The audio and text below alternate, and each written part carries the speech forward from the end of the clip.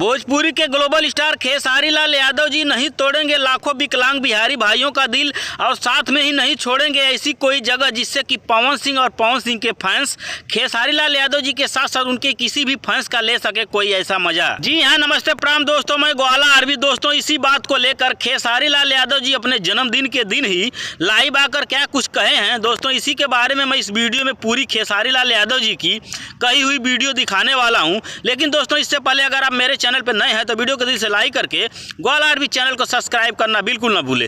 तो आइए दोस्तों, बिना समय लेते हुए वीडियो को शुरू कर देते हैं। मैं तो यहाँ पे हूँ और कुछ मुझे साइकिल बांटनी थी, बट मैं यहाँ हूँ इसलिए वो चीज़ें नहीं हुई। लेकिन मैं जब भी आऊँगा, बर्थडे कोई ज़रूरी नहीं है कि बर्थडे के दिन ही बांटूंगा, लेकिन बर्थडे का गिफ्ट आपको कुछ दिव्यांगों को मुझे साइकिल देना था, वो मैं नहीं हूँ इसलिए वो चीज़ें नहीं हो पाई, तो वो साइकिल आकर पट। तो दोस्तों, खेसारी लाल यादव जी की कही हुई बातों को आप लोग सुन ही लिए।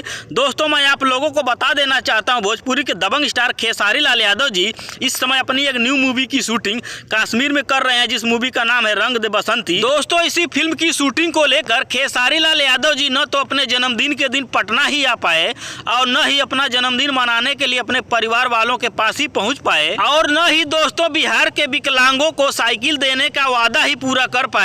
लेकिन दोस्तों, खेसारी लाल यादव जी अपने जन्मदिन के दिन लाइव आकर कह रहे हैं, मुझे साइकिल देना है तो मैं साइकिल दूंगा, कोई जरूरी नहीं है कि मैं अपने जन्मदिन के ही दिन साइकिल दूं।